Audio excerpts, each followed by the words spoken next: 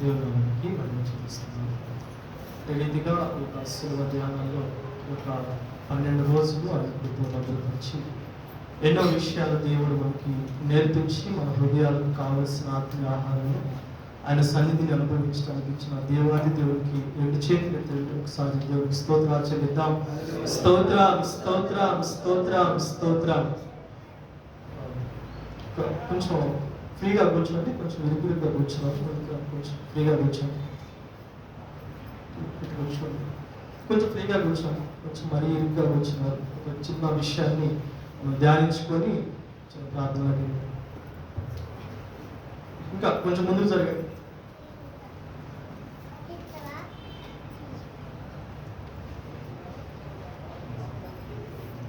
దేవుని నామానికి మహిమ చెల్లిస్తున్నాను. మొదటిగా దైవ సేవకులకి విశ్వాసులకు ప్రభు పెట్టినందుకు వందనాలు. చిన్న వాక్యాన్ని ధ్యానించుకుందాం. హెబ్రీయులకు రాసిన పత్రిక అపోస్తలుడైన పౌలు హెబ్రీయులకు రాసిన పత్రిక 11వ అధ్యాయము 17 నుండి 19 వచనాలు చదవండి.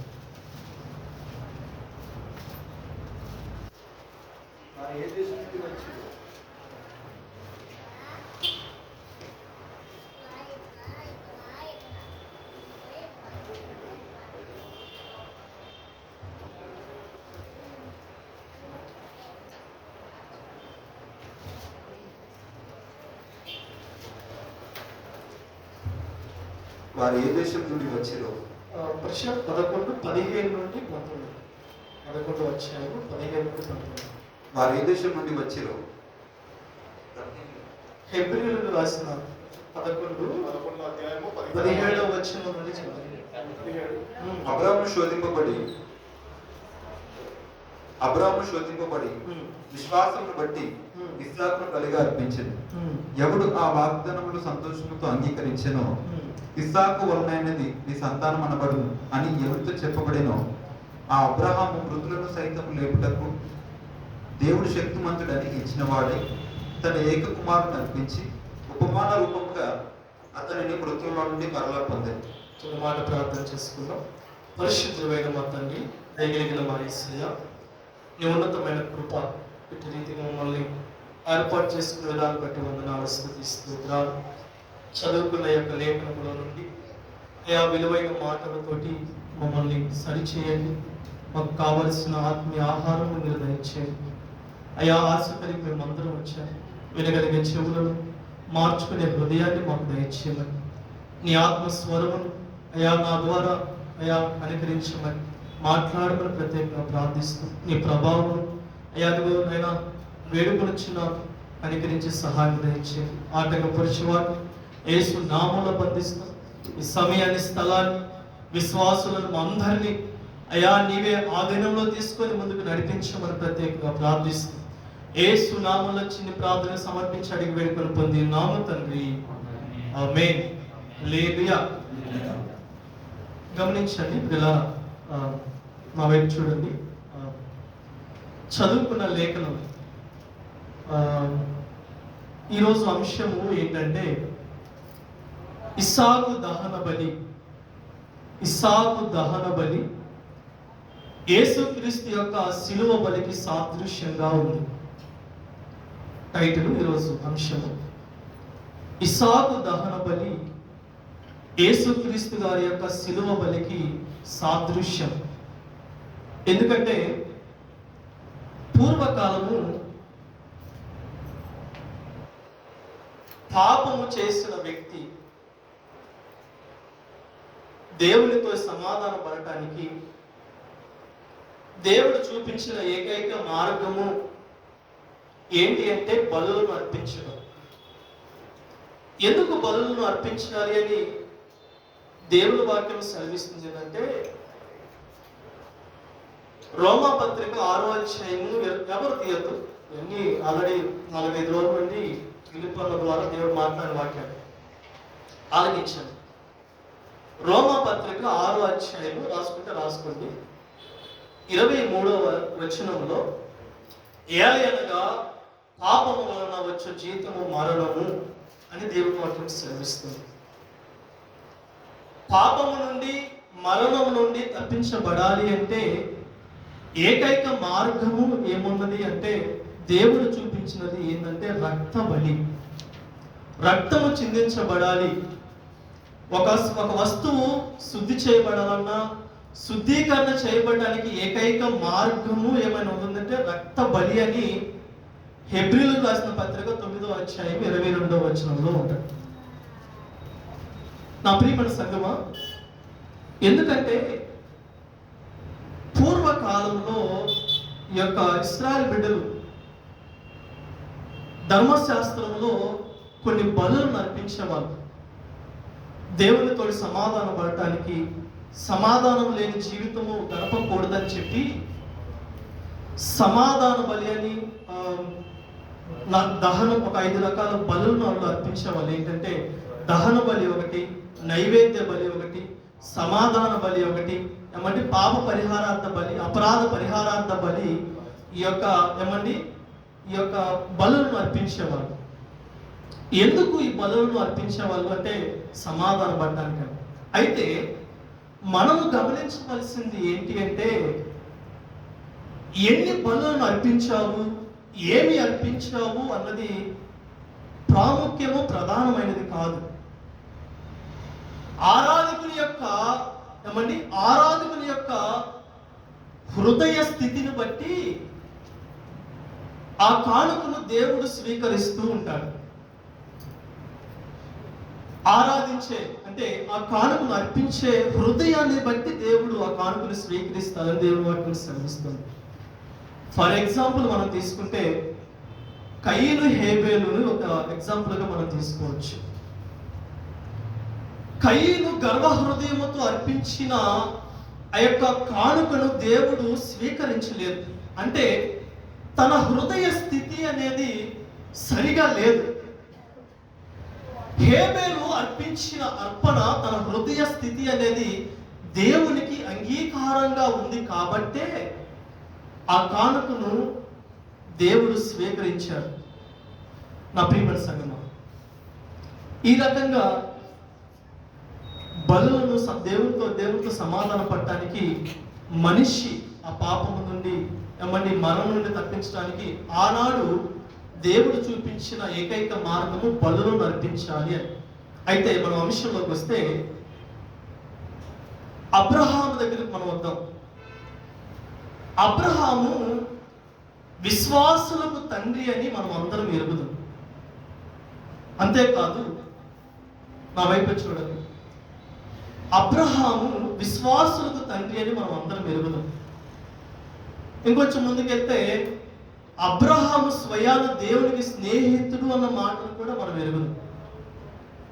లేఖనంలో మనం ఇంకా ముందుకెళ్తే ఆదికాండము 18వ అధ్యాయంలో అయితే దేవుడు అబ్రహాము స్వయాన దేవుణ్ణి అబ్రహాము ఇంటికి ఆహ్వానించినట్టుగాను, అబ్రహాము ఆహారము పెట్టి దేవుని తృప్తిపరిచినట్టుగాను మనం చూస్తాం. ఇలాంటి అబ్రహాము అంటే దేవునికి అబ్రహాముకి మధ్య ఒక బలమైన బంధుత్వము, ఒక బాంధవ్యం అనేది, ఒక సమాధానంతో కూడిన ఒక సమాధానంతో కూడిన ఒక బంధుత్వం అనేది అక్కడ ఉంది. అయితే ఇలాంటి అబ్రహామును, ఇలాంటి విశ్వాసులకు తండ్రి అయిన అబ్రహామును, ఇలాంటి స్నేహితుడు అని చెప్పిన అబ్రహాముని దేవుడు శోధించుట లేక పరిశోధించుట అనే ఘట్టాన్ని ఆదికాండము 22వ అధ్యాయంలో చూస్తాం. చదవండి. ఆదికాండము 22వ అధ్యాయంలో ప్రారంభంలో చదవండి.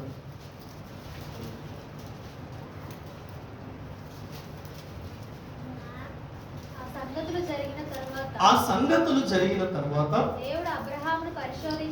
దేవుడు అబ్రహామును పరిశోధించెను. చదవమ్మా. ఎట్లనగా ఆయన అబ్రహామా అని పిలువగా అతడు చిత్తము ప్రభువా అనెను. అప్పుడు ఆయన నీకు ఒక్కడై ఉన్న నీ కుమారుణ్ణి అనగా నీవు ప్రేమించి ఇస్సాకును తీసుకొని మోరియా దేశమునకు వెళ్ళి అక్కడ నేను నీతో చెప్పబోవు పర్వతములలో ఒక దాని మీద దహన బలిగా అతను అర్పించమని చెప్పాను. చాలండి. నా ప్రియమైన సంగమా, ఇక్కడ అబ్రహాముకి లేక లేక పుట్టిన కుమారుణ్ణి ఏమండి దేవుడి దగ్గర ప్రార్థన చేసి పొందుకున్న, దేవుని అడిగి పొందుకున్న కుమారుణ్ణి దేవుడు అంటాడు నాకు దహన బలిగా అర్పించు అని దేవుడే అక్కడ చెప్తున్నట్టు మనం చూస్తాం. అయితే ఫస్ట్ లో మనం చూసుకున్నాం కదా, ఇక్కడ అబ్రహామును దేవుడు పరిశోధించేను అని మాట చూస్తాం. పరిశోధన యొక్క మాటను ఒకసారి ధ్యానించుకుంటే, పరిశోధన ఎందుకు అంటే పరిశోధన ప్రతి విశ్వాసికి అవసరం. ఎందుకంటే పరిశోధన అంటే, ఒక ఎగ్జాంపుల్స్ తీసుకుంటే, ఒక టీచరు ఒక క్లాస్లో ఆ స్టూడెంట్ ఆ సంవత్సరంలో నేర్చుకున్న ఆ పాఠం అంతటిని ఎగ్జామ్ పెట్టి వాడికి ప్రమోషన్ ఇవ్వడానికి, అంటే ఈ క్లాస్ నుంచి ఇంకో క్లాస్లోకి ప్రమోషన్, ఒక ఉన్నతమైన స్థానంలోకి నిలబెట్టడానికి ఎగ్జామ్ పెడతాడని అక్కడ మనకు తెలుసు. అలాగే అబ్రహామును కూడా దేవుడు పరిశోధించడానికి ఏమండి నిర్ణయించుకున్నాడు. అంటే పరిశోధన ఎందుకు అంటే ఒక స్థానంలో నుండి ఉన్నతమైన స్థానంలోనికి తీసుకువెళ్ళడానికి పరిశోధన. ప్రతి విశ్వాసి ఏమండి పరిశోధన నాకు వద్దు అంటే దానికి అర్థం ఏంటంటే దేవుడు ఇవ్వబోయే ఆశీర్వాదం నాకు వద్దు అని అర్థం. పరి ప్లస్ శోధన, రెండు మాటలు మనం చూసుకుంటే, దేవుడు పరిశోధిస్తాడు. ఎందుకు పరిశోధిస్తాడు అంటే నీ ఉన్నతమైన ఒక స్థానంలో నుండి ఉన్నతమైన స్థానంలోనికి తీసుకువెళ్ళడానికి దేవుడు పరిశోధిస్తే సాతానుగాడు శోధిస్తాడు. ఏ రకంగా శోధిస్తాడంటే, ఉన్నతమైన స్థానంలో ఉన్న నిన్ను ప్రార్థనలో కానీ, విశ్వాసంలో కానీ, భౌతికమైన స్థితిలో కానీ, ఉన్నతమైన స్థానంలో నుండి కిందికి స్థానంలోనికి పడవేయడానికి, అది ప్రార్థనలో కానీ విశ్వాసంలో కానీ పడవేయడానికి సాతానుగాడు శోధిస్తాడు. ఈ రెండు మాటలు జ్ఞాపకం చేసుకోవాలి. దేవుడు పరిశోధిస్తాడు ఎందుకు? ఒక స్థితిలో నుండి ఉన్నతమైన స్థితిలోకి తీసుకువెళ్ళడానికి పరిశోధిస్తాడు. సాతాను ఎందుకు శోధిస్తాడంటే నీ ఆత్మీయ స్థితిలో నుండి కిందకి పడవేసి దేవునికి దూరం చేయడానికి సాతాను శోధిస్తాడు. ఈ శోధన పరిశోధన పక్కన పెడితే ఇక్కడ మనం అంశంలోకి వెళ్తే, అబ్రహాముని దేవుడు ఏం కోరుకుంటున్నాడంటే నీకు లేక లేక పుట్టిన ఇస్సాకును నాకు దహన బలిగా అర్పించు అని కోరుతున్నట్టు మనం చూస్తాం. అయితే దేవుని వాక్యం ఏం సెలవిస్తుందంటే, పరిశుద్ధ బైబిల్ గ్రంథము నరబలిని ఇష్టపడట్లేదు, నరబలిని కోరుకోవట్లేదు. లేవికాండము 20వ అధ్యాయంలో మొదటి 5 వచనాలు మీరు ధ్యానించుకోండి. అక్కడ దేవుని వాక్యం సెలవిస్తుంది. స్వయాన దేవుడు ఏం మాట్లాడుతుందంటే, ఆ రోజుల్లో మెలేకుకు అనే దేవతకి అక్కడ కన్యకులు లేకపోతే ఆడపిల్లలను లేకపోతే పిల్లలను వాళ్ళందరూ ఆ మెలేకుకు అనే దేవతకి బలిగా అర్పించేవాళ్ళు. మనుష్యులను నరబలి చేసేవాళ్ళు. అక్కడ అలా చేయటం తప్పు. అలా చేసేవాళ్ళని భూలోకములో ఉంచొద్దు అని చెప్పి వారిని చంపేయండి అని దేవుడే మాట్లాడుతున్నట్టు కనిపిస్తుంది అక్కడ. అంతేకాదు, అలా చేసేవాళ్ళు నాకు విరోధులు అని దేవుని వాక్యం సెలవిస్తుంది. దేవుడే మాట్లాడుతున్నాడు అక్కడ. అలాంటి పరిశుద్ధ గ్రంథము దేవుడే నరబలిని కోరుకోవట్లేదు. కానీ ఇక్కడికి వచ్చేది చూస్తే ఇక్కడ దేవుడు నరబలిని కోరుకుంటున్నాడు. మనం సాధారణంగా అర్థం చేసుకోవాలి, ఈ విషయాన్ని జ్ఞాపకం చేసుకోవాలి. దేవుడు నరబలిని కోరుకోవట్లేదండి, అబ్రహామును పరిశోధిస్తున్నట్టు మనకు జ్ఞాపకం చేసుకుంటున్నాడు. నా ప్రియమైన సంగమా, ఇక్కడ ముందుకు చదవండి, ఇంకా ముందుకు చదవండి. 12 వచనాలు తగ్గదు, స్పష్టంగా చదువు. బయట తీసుకొచ్చారు. తెల్లవారినప్పుడు అబ్రహాము లేచి తన గాడిదకు గంత కట్టి తన పనివారిలో ఇద్దరిని తన కుమారుడు ఇస్సాకును వెంటబెట్టుకొని దహనబలి కొరకు కట్టెలు చిల్చి లేచి దేవుడు తనతో చెప్పిన చోటికి వెళ్ళాను. 3వ నాడు అబ్రహాము కళ్ళెత్తి దూరం నుండి ఆ చోటు చూచి తన పనివారితో, మీరు గాడిదతో ఇక్కడనే ఉండుడి, నేనును ఈ చిన్నవాడును అక్కడికి వెళ్ళి దేవునికి మొక్కి మరల మీదకు వచ్చేదామని చెప్పి దహనబలికి కట్టెలు తీసుకొని తన కుమారుడు ఇస్సాకు మీద పెట్టి తన చేతితో నిప్పును కత్తిని పట్టుకొని పోయిను. వారిద్దరు కూడి వెలుచుండగా ఇస్సాకు తన తండ్రైన అబ్రహాముతో, నా తండ్రి అని పిలిచాను. నా తండ్రి అని పిలిచాడు. అందుకతడు ఏమి నా కుమారుడా అనెను. ఉమ్. అప్పుడు అతడు అతడు నిప్పును కట్టెలను ఉన్నవి గాని దహన బలికి గొర్రెపిల్ల ఏది అని అడగగా ఉమ్. అబ్రహాము ఉమ్. నా కుమారుడా ఉమ్. దేవుడే దహన బలికి గొర్రెపిల్లను చూచుకొనునని చెప్పాను. అలాగే వారిద్దరు కూడి వెళ్ళి దేవుడు అతనితో చెప్పిన చోటికి వచ్చినప్పుడు అబ్రాహాం అక్కడ బలిపీఠమును కట్టి కట్టెలు చక్కగా పేర్చి తన కుమారుడు ఇస్సాకును బంధించి ఆ పీఠము పైన ఉన్న కట్టెల మీద ఉంచాడు. అప్పుడు అబ్రాహాం తన కుమారుడిని వధించుటకు తన చేయి చాపి కత్తి పట్టుకొనగా యెహోవా దూత పరలోకం నుండి అబ్రహామా అని పిలిచాడు. అందుకతడు చిత్తము ప్రభువా అనెను.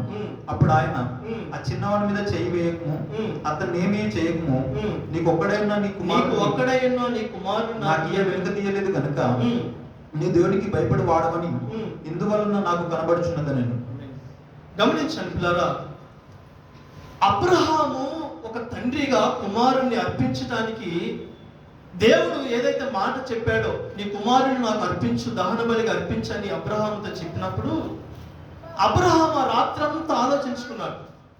ఏమండి, కన్న తండ్రి కాబట్టి బిడ్డలను లేక పుట్టాడు, వారసుడు.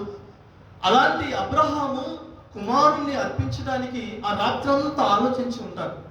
ఉదయాన్నే లెగిసి దేవుడు చెప్పిన మాటను వెనుకకు తీయకుండా, ఏదైతే దేవుడు చెప్పాడో, నా దేవుడు చెప్పాడు, ఎందుకంటే కుమారునిచ్చిన దేవుడు, కుమారుని అడుగుతుంది కూడా దేవుడే అన్న మాటను జ్ఞాపకం చేసుకొని ఉదయాన్నే లెగిసి ఏమండి ఆ నిప్పును, గాడిదను, ఇద్దరు పనివారిని, కట్టెలను, కావాల్సిన దహన బలికి కావాల్సిన కట్టెలను తీసుకొని ఆ మోరియా ప్రాంతానికి వెళుతున్నట్టు మనం చూస్తాం. బేర్షబా నుండి మోరియా ప్రాంతానికి వెళ్ళడానికి ఇంచుమించు 60 నుండి 70 కిలోమీటర్లు, అంటే 3 రోజుల ప్రయాణం. ఆ 3 రోజుల ప్రయాణంలో ఏమండి ఆలోచించుకుంటూ ఉంటాడు. ఎందుకంటే ఎలాంటి ఆలోచన అంటే ఏమండి, నా ప్రియమైన సంగమా, ఆ మోరియా ప్రాంతానికి, ఆ మోరియా పర్వతానికి వచ్చినప్పుడు అబ్రహామును ఒకసారి జ్ఞాపకం చేసుకుంటే, ఆ 3 రోజుల్లో అబ్రహాము జీవితంలో చూసుకుంటే అన్నీ చచ్చిపోయింది, ఏది మిగలేదు.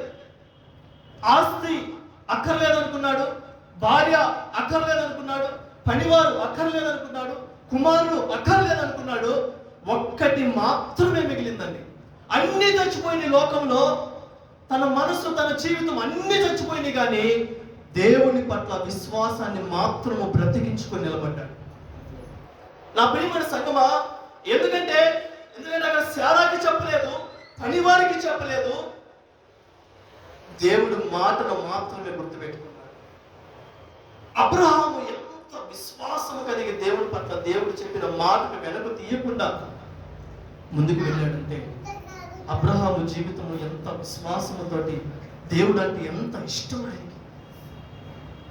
దేవుడు ఎందుకంటే ఆయన పిల్లలను బాధ పెట్టాలని కాదండి, ఆయన పిల్లలను పరిశోధించి ఉన్నతమైన స్థానంలో నిలబెట్టడానికి దేవుడు ఎప్పుడూ ఆలోచిస్తూ ఉంటాడు.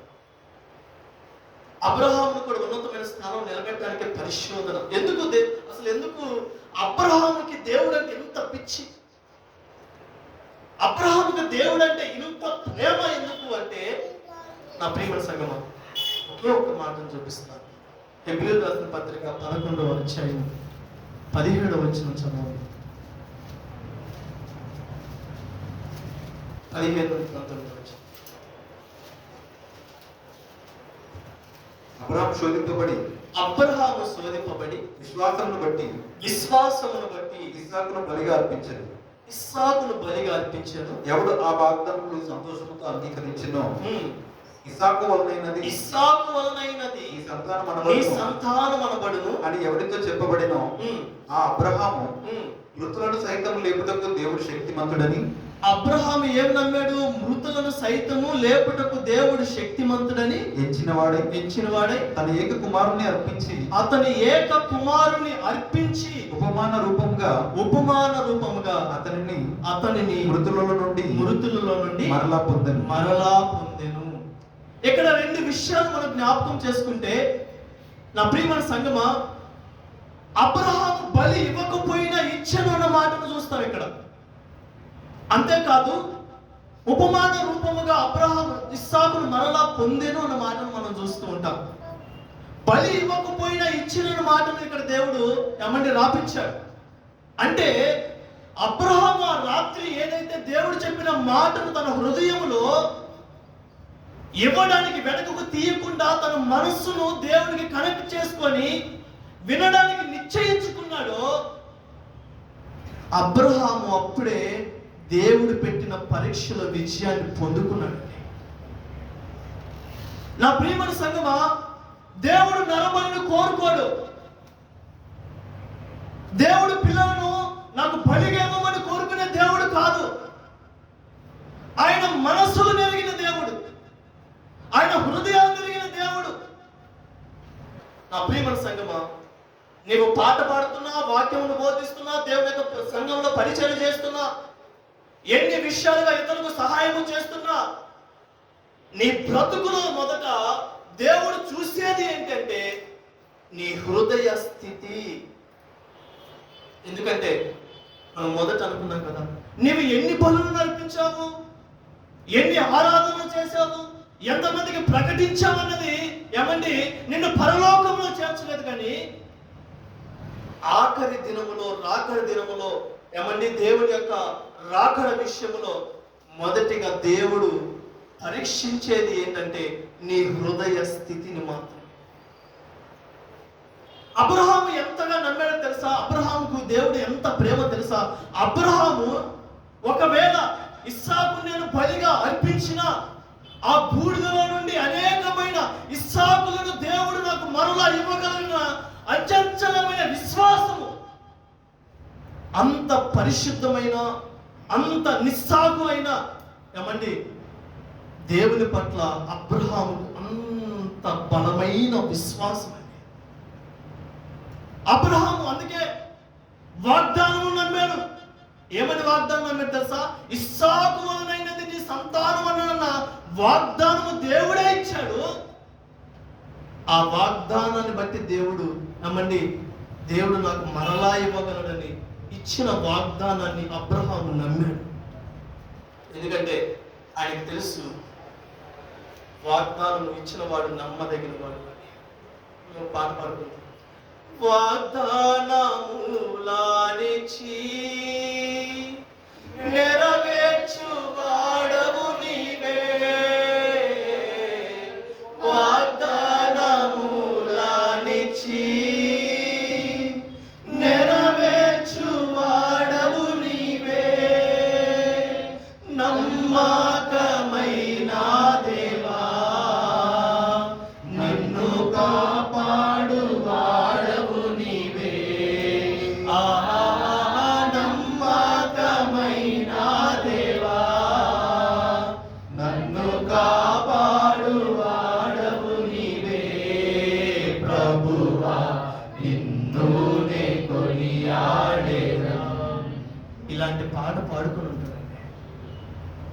బూడిదలో నుండి అనేక ఇస్సాకును, ఒక ఇస్సాకును కాదు, అనేకమైన ఇస్సాకును దేవుడు నాకు అనుగ్రహించగలడు అని నమ్మాడు. ఇలాంటి విశ్వాసం మనకు అవసరం, ఇలాంటి మనసు, ఇలాంటి హృదయ స్థితి మనకు అవసరం. నా ప్రియమైన సంగమా, అబ్రహాము బలి ఇవ్వకపోయిన దేవుడు ముందుగానే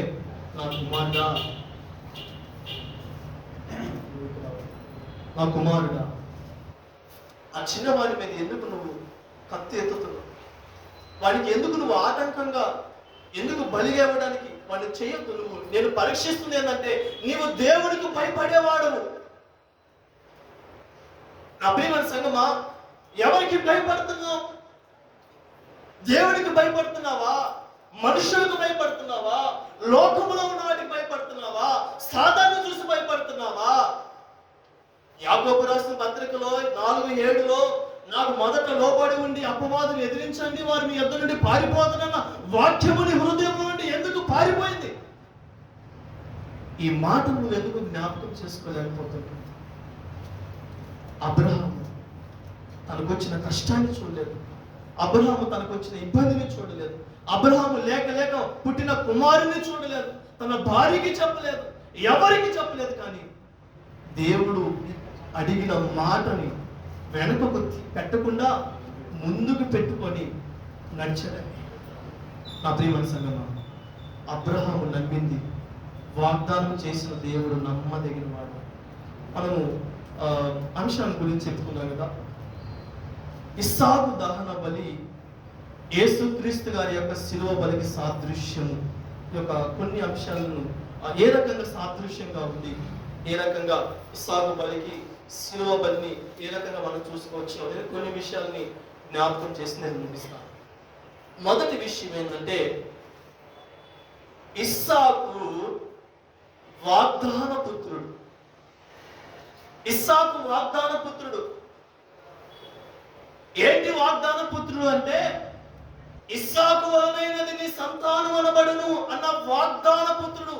వాగ్దానము చేసిన వాడు నమ్మదగిన దేవుడని ఆ వాగ్దానంలో నుండి ఏమండి అబ్రహాం ఇస్సాకును పొందుకున్నాడు. తన సొంత నిర్ణయాలతో కాదు, తన సొంత బలముతో కాదు, ఏమండి తన లేకపోతే డబ్బుతో కాదు, లేకపోతే మనుషుల ద్వారా కాదు, కానీ వాగ్దానాన్ని బట్టి ఇస్సాకు కుమారుణ్ణి ఆ వృద్ధాప్యంలో నుండి కూడా పొందుకున్నాడండి. దేవుడు మాట ఇస్తే నమ్మదగిన వాడు అని బలమైన మాటను పట్టుకొని వేలాడాడు. దారం తెగిపోతున్నా, ఏమండి రాలిపోతున్నా, నా దేవుడు సిలువలో పట్టుకోగలడు అన్న విశ్వాసం ఇస్సాకుది. ఇస్సాకు జీవితంలో ఏమండి అబ్రహాం అంత ఉన్నతమైన స్థానంలో ఉండడానికి ఆ ఇస్సాకును అబ్రహాము పట్టుకున్నాడు. ఎలా తెలుసా? దేవుడిచ్చిన వాగ్దానం. సిలువలోకి వస్తే, యేసుక్రీస్తు గారి దగ్గరికి వస్తే, యేసుక్రీస్తు గారు కూడా వాగ్దాన పుత్రుడు. ఏ రకంగా ఇస్సాకు వాగ్దాన పుత్రుడో యేసుక్రీస్తు గారు కూడా వాగ్దాన పుత్రుడు. ఎలా వాగ్దాన పుత్రుడు అంటే, ఆదికాండము 3వ అధ్యాయం 17వ వచనం చదవండి. అయితే మంచి చెడ్డల నుంచి 15వ వచనం, 3వ అధ్యాయం 15వ వచనం. మరియు దేవుడైన యెహోవా నరుని తీసుకొని ఏదేను తోటను ఏదేపరచుటకును దాన్ని కాల్చుటకును దాంట్లో ఉంచెను.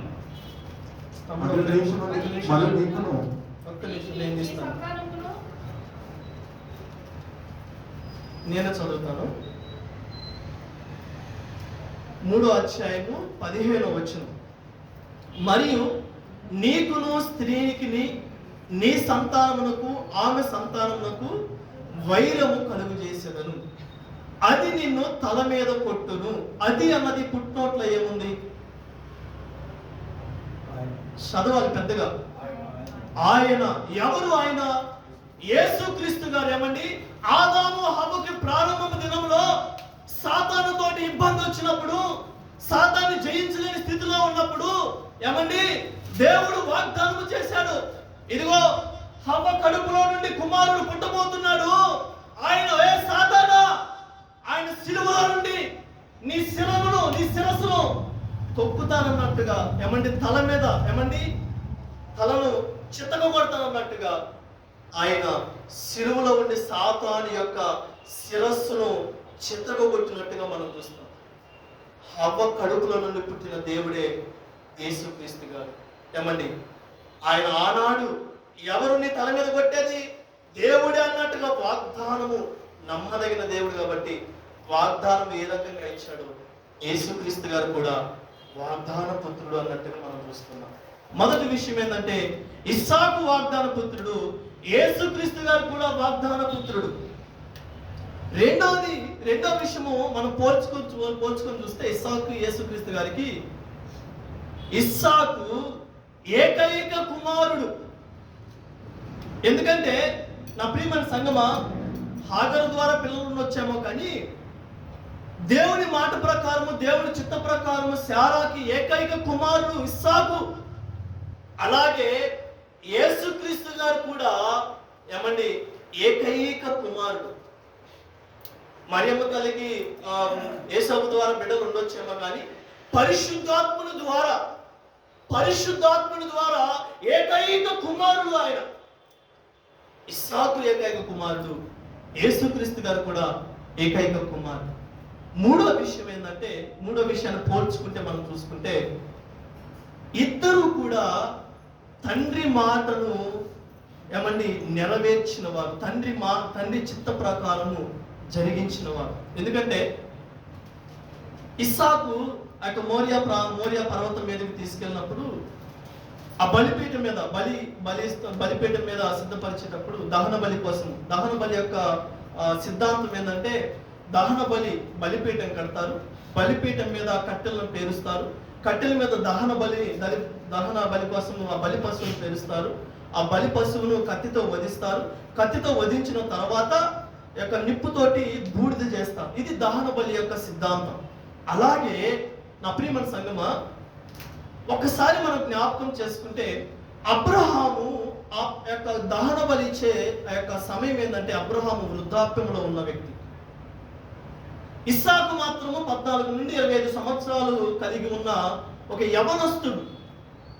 ఎందుకంటే తనకు అర్థమైంది, బలి పశువు లేనప్పుడు అబ్రహాము యొక్క దహన బలి కోసం సిద్ధం చేస్తున్నప్పుడు ఎవరో బలి పశువు కాదు, నేనే బలి పశువునని ఆ యొక్క ఇస్సాకుకు అర్థమైంది.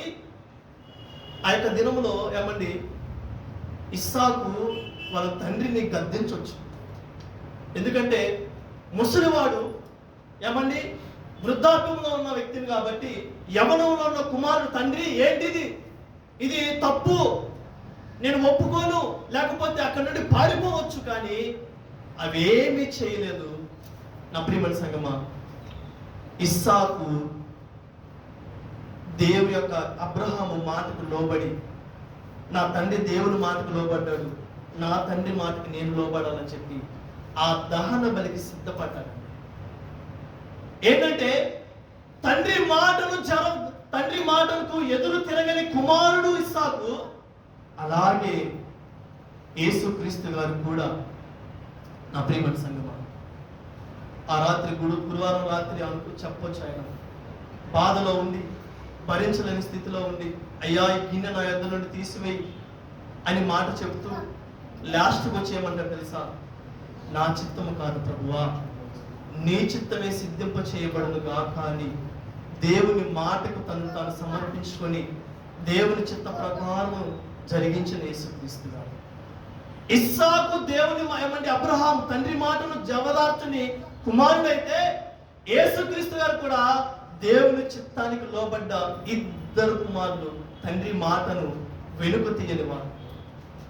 నాలుగో విషయాన్ని చూసుకుంటే, నాలుగో విషయం ఏంటంటే, ఇస్సాకు లోపము లేని పాపము లేని కుమారుడు. ఎందుకంటే ఇస్సాకు జీవితాన్ని ఒకసారి జ్ఞాపకం చేసుకుంటే, ఇస్సాకు ప్రార్థనా పరుడు అన్న వాక్యం మనం జ్ఞాపకం చేసుకోవచ్చు. రిబ్కాని ఎదుర్కొనే ఆ సందర్భాన్ని ఎలా ఉంది అంటే, వాక్యంలో ఇస్సాకు పొలంలోనికి ధ్యానింప వెళ్ళను అన్న మాట ఉంది. అంటే నా ప్రియమైన సంగమా, యవన బిడ్డలో ఉండి కూడా ఇస్సాకు ఎటువంటి పాపంలో జారిపోకుండా ప్రార్థనలో గడుపుతూ, దేవుని వాక్యమును ధ్యానిస్తూ, దేవుని యందు భయభక్తులతో కలిగి ఆ యవన బిడ్డ ప్రయాణం చేస్తున్నట్టు మనం చూస్తూ ఉంటాం. అంతేకాదు 40 సంవత్సరాలు 60 సంవత్సరాలు అయ్యి పెళ్ళయి వివాహమై గర్భఫలం అనేది లేనప్పుడు, ఆ రెబ్కా గొడ్రాలిగా ఉన్నప్పుడు తన భార్య నిమిత్తము తన భర్త ప్రార్థన చేసినట్టుగా మనం చూస్తాం. ఇస్సాకు తన భార్య నిమిత్తము గర్భఫలం నిమిత్తము ప్రార్థన చేసిన విషయము కూడా పరిశుద్ధ లేఖనములో మనం జ్ఞాపకం చేస్తాం. అంటే లోపము లేని పాపము లేని యవ్వన బిడ్డగా మనం ఒకసారి జ్ఞాపకం చేసుకోవచ్చు. ప్రార్థన పరుడు, వాక్యము ధ్యానించవలెన వాక్యము.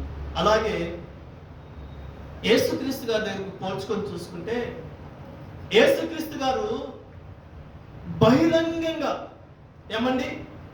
నాలో ఏమైనా పాపం ఉన్నదా, ఎవరైనా నిరూపించగలరా అని చెప్పి బహిరంగంగా సవాలు విసిరిన పాపము లేని లోపము లేని పరిశుద్ధ దేవుడు ఆయన. నా ప్రియమైన సంగమా, ఇస్సాకు లోపము లేని పాపం లేని కుమారుడైతే, యేసుక్రీస్తు గారు లోపం లేని పాపం లేని కుమారుడుగా మనం గమనిస్తాం.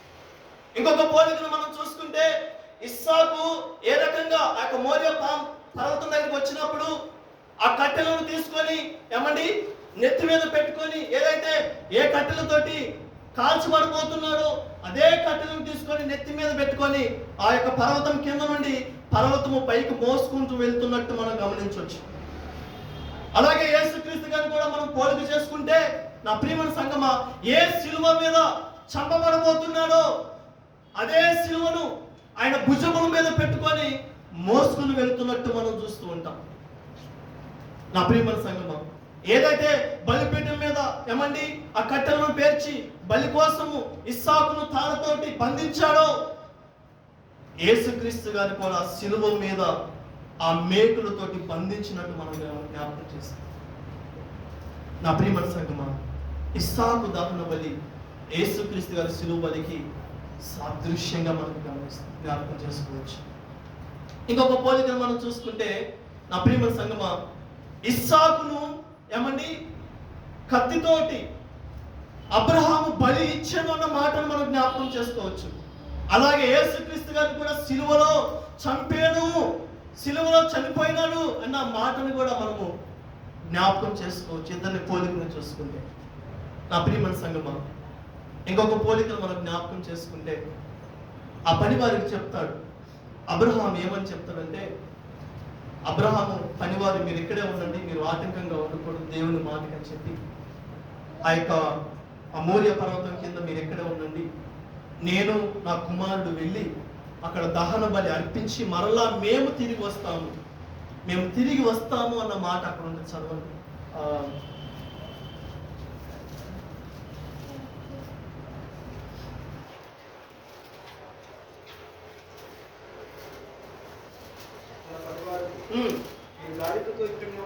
మీరు గాడితో ఇక్కడే ఉన్నది, నేను ఇచ్చిన వాడును అక్కడికి వెళ్ళి దేవునికి మొక్కి మరలా మీ యొద్దకు మేము వచ్చేదము.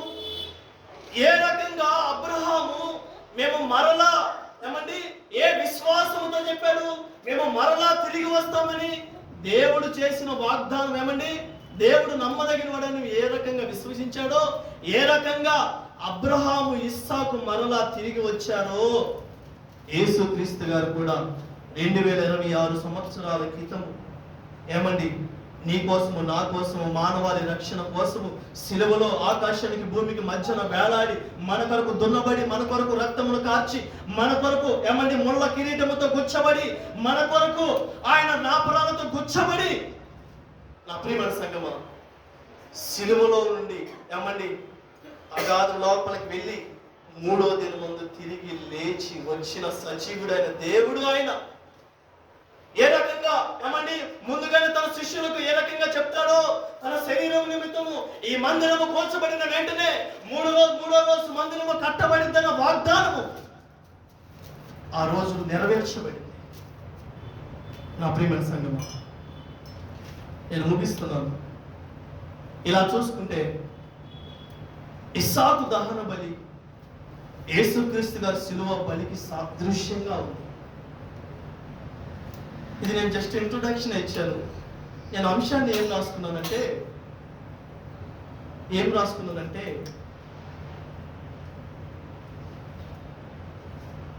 అబ్రహాము తన కుమారుణ్ణి వెనుక తీయని గొప్ప తండ్రి, మానవాళి రక్షణ కొరకు తన ఏకైక కుమారుణ్ణి అర్పించిన తండ్రి. పిల్లలను చూడండి, తల్లిదండ్రులు అక్కడ తండ్రులను చూడండి. తండ్రిని గెలిపించడానికి కుమారుడు ఎంత కష్టపడ్డాడు. కుమారుడు ఏమంటే విజయాన్ని పొందుకొని జయించిన జీవితంలోనికి వెళ్ళడానికి తండ్రి ఏ రకంగా దేవునికి లోబడి దేవుని చిత్త ప్రకారం నడుచుకున్నాడో గొప్ప తండ్రి మనకు కనిపిస్తాడు, గొప్ప కుమారుడు కనిపిస్తాడు. ఎవ్వరు ఓడిపోరు, అక్కడ అందరూ గెలిచినట్టుగా మనకు గమనిస్తాం. నా ప్రియమైన సంగమా, దేవుని యొక్క ఉద్దేశం కూడా ఏంటంటే నా బిడ్డలు ఎవ్వరు ఓడిపోకూడదు, ఏ ఆత్మ నశించుకోకూడదు, ఏ ఆత్మ నరకంలోనికి పడిపోకూడదు. నేను రాబోతూ చూడగా అందరూ కూడా ఎత్తబడే సంఘములో ఉండాలి అన్న ఆయన కోరిక. అందుకనే జయించిన వారి యొక్క పేరులు జీవ గ్రంథములో రాయబడింది. జయ జీవితము, పాపము నుండి జయము. ఏమండి, లోకములో జయ జీవితము గడపాలి. ఉద్యోగం చేస్తున్నావా? ఆ ఉద్యోగంలో జయ జీవితంలో ఉండాలి. సేవ చేస్తున్నావా? సేవ జీవితంలో జయ జీవితం కలిగి ఉండాలి. పరిచయం చేస్తున్నావా? నీకు ఇచ్చిన చిత్తమును ఏమండి నెరవేర్చి జయ జీవితంలో నువ్వు ఉంటే నీ మనస్సాక్షిని బట్టి దేవుడు ఖచ్చితంగా పేరును జీవ గ్రంథంలో రాస్తాడు. ఎందుకంటే నీకు అప్పచెప్పిన సిలువను మోసుకొని దేవునికి ఇంపైన సువాసన దహన బలిగా ఉండాలి. ఆ రోజుల్లో దహన బలి అంటే ఏమంటే బలులు అర్పించారు, కానీ ఈ రోజు బలులు ఏంటంటే దేవునికి స్తుతి స్తోత్రము గానము చేయటమే దేవుని యొక్క బలులు. ఆయన కొరకు ఏమండి ఆయన చిత్తము నెరవేర్చడమే బలులు. అప్పుడు సంగమా, నీవు దేవునికి దహన బలిగా నీ శరీరంలో నీ ఆత్మను దేవునికి అప్పచెబుతున్నావా? ఒకవేళ అప్పచెప్పకపోతే ఈ రాత్రి అయినా ఈ రోజైనా ఆయన ఎదురు చూస్తున్నాడు. ఇస్సాకు ఏ రకంగా, ఏమంటే అబ్రహాము ఏ రకంగా దేవుని కొరకు, దేవుని మాట కొరకు వాళ్ళు ముందుకు కొనసాగారు. ఈరోజు కూడా దేవునికి ఇచ్చిన వాగ్దానం బట్టి నీ శరీరంలో నీ ఆత్మను దేవునికి అప్పచెప్పిన సిలువను మోసుకుంటూ ముందుకు వెళదాం. ప్రార్థన చేసుకుందాం, ప్రార్థన చేద్దాం, తలలు వంచుదాం. పరిశుద్ధమైన మా తండ్రి, దయగలిగిన మా యేసయ్య, నా కొరకే కదయ్యా సిలువలో, నా కొరకేగా నలగొట్టబడ్డావు, నా కొరకేగా అయ్యా రక్తమును కార్చావు, నా కొరకేగా బలియాగమయ్యావు. అయ్యా అబ్రహాము వాగ్దానము నమ్మాడు, నేను నమ్మలేని పరిస్థితుల్లో ఉన్నా.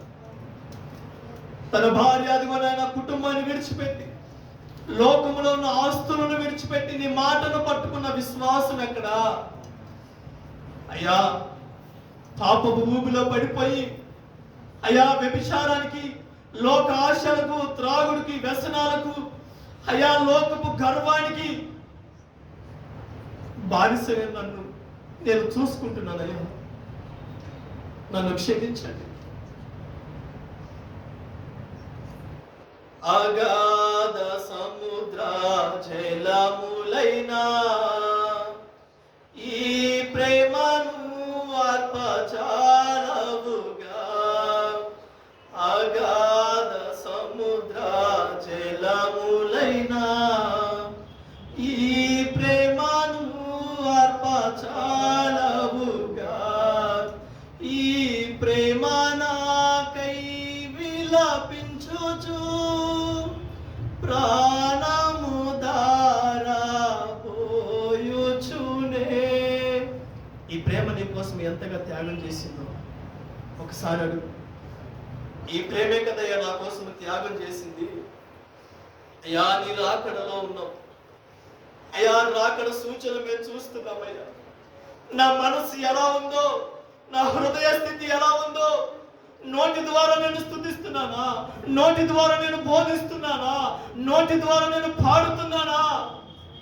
అయ్యో నన్ను నేను మోసం చేసుకుంటున్నానే, అయ్యో నా బ్రతుకు నేను మోసం చేసుకుంటున్నానే, నాకు ఇచ్చిన సమయాన్ని నేను మోసం చేసుకుంటున్నానే. నా కళ్ళు తెరిపించిన మా తండ్రి, సిలువలో వేలాడే నా కొరకే, సిలువలో వేలాడే. ఈ రాత్రి యేసు నిన్ను పిలచుచుండే, ఆలస్యము నీవు చేయకుమా.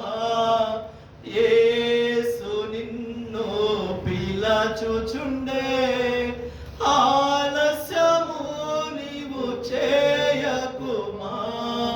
సిలువలో వ్రేలాడే నీ కొరకే, సిలువలో వ్రేలాడే. ఆచార భక్తి అయిపోయింది ప్రభు, ఆచార బ్రతుకులైనవి, ఆచార ఆరాధనలైనవి, ఉదయం ఆదివారపు ప్రార్థనలైనవి. ఇకనైనా మా మనసులను మార్చుకునే కృప, మా బ్రతుకులను మార్చుకునే కృప, నీ యందు భయభక్తులు కలిగి వాగ్దానం చేసిన వాడు నమ్మదగిన వాడని, అయ్యా అదిగో నన్ను గెలిపించుటకు అయ్యా తిరిగి వచ్చిన దేవుడు, మరలా రాబోతున్న దేవుడా, నీకు తగిన కుమారుడిగా, నీకు తగిన కుమార్తెగా నన్ను సరిచేయమని, సరిదిద్దుకునే మనస్సును అయ్యా అదిగోనైనా మంచి మనస్సాక్షిని, సమాధానం కలిగిన హృదయమును, ప్రేమించే మనస్సును మా అందరికీ దయచేయమని ప్రత్యేకంగా ప్రార్థిస్తున్నాను. ఈ సంఘాన్ని బలపరచండి, యవనస్తులను బలపరచండి, సేవకులను బలపరచండి, సేవకులను, వృద్ధాప్యంలో అదిగో తల్లిగారిని, వృద్ధాప్యంలో ప్రతి బిడ్డలను అయ్యా మీరు బలపరిచి ఆదరించి, సిలువలో ఉన్న నీ త్యాగాన్ని జ్ఞాపకం చేసుకుంటూ, మాకు అప్పచెప్పిన సిలువను మోసుకుంటూ, అలుపురాక అలసిపోకుండా మండుచు ముందుకు కొనసాగే కృప ఆత్మను మా అందరికీ దయచేయమని నీకే స్తోత్రము గానము చెల్లించుకుంటుంది. యేసు గొప్ప నామములో చిన్న ప్రార్థన సమర్పించడానికి వేడుకొని పొందే నామ తండ్రి, ఆమేన్. ప్రభు యేసు రక్తమే ఇచ్చి, ప్రభు శిలువ రక్తమే ఇచ్చి, ప్రభు యేసు రక్తం సంపూర్ణ ఇచ్చింది. అపవాది క్రియలంతా నాశనం. హల్లెలూయా, స్తుతి స్తోత్రం. అందరికీ వందనాలు.